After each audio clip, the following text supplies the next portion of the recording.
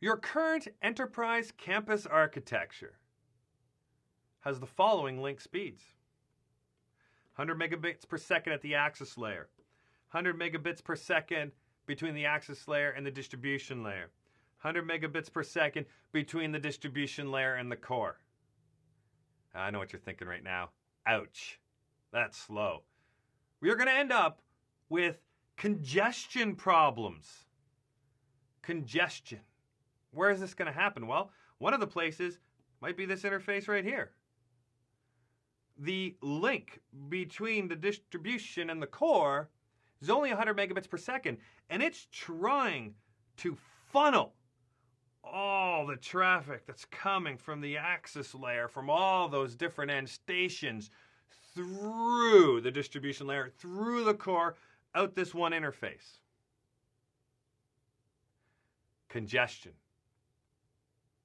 causing dropped voice packets, dropped video packets, dropped teleconferencing packets, because the link speed is not fast enough. We need more speed. How can we accomplish this? A few different ways. Number one, let's buy new switches for the core. Let's buy switches that have 10 gig links. Cool. Let's buy new switches at the distribution layer that have 1 gig links. And your idea of purchasing new equipment is denied because it's too expensive. So you come up with a new idea. These are module switches, so you present the idea of buying new modules that are going to go into the switches. So a new module that goes into a slot with, what? 10 gig ports. And down here, you do the same thing. Let's buy a new module with 1 gig ports. And that is denied because of cost. In addition to that, you realize that your two solutions you just presented do not scale forever. Why is that? Because eventually your demand for greater bandwidth is not going to be met by the vendors. The equipment won't be available. The port speeds won't be available. It happens. It happens. So therefore, your next solution is to add more links.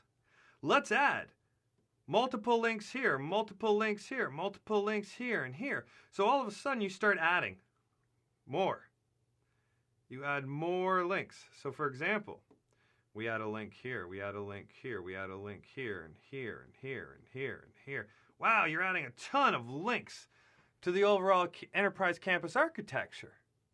But spanning tree protocol stops you from accomplishing your goal. Spanning tree protocol is a loop prevention mechanism to make sure that loops don't occur into layer 2 infrastructure. So what does it do? Well, as we can see here, spanning tree protocol blocks ports, blocks ports, blocks. So it's going to go around and block ports to prevent loops from happening in the layer 2 environment. So therefore, even if you had 8 links, so there's 4, 5, 6, 7, 8. Wow! How many links are you going to end up using at any given time? 1. Because spanning tree protocol will block 7 of them and only let traffic flow through 1 to prevent a loop from happening. So you are rejecting your own design now by adding more links because you realize spanning tree won't let you do it. However, you can take this final solution you came up with a step further. By using EtherChannel, you can now use those links that you've added. So just by purchasing a few more Ethernet links and adding them between the devices, as we can see here, up to 8 is supported. and then bundling them together, you create more bandwidth. So in our 100 megabit solution that we saw, 100 megabits per second, what if I added 2 links as we see here? What's our theoretical bandwidth? 200 megabits per second. What if I add 4?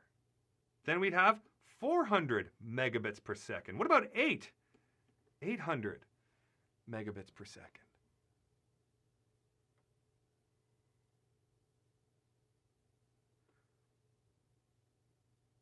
But why? The spanning tree protocol not block these links in the EtherChannel bundle.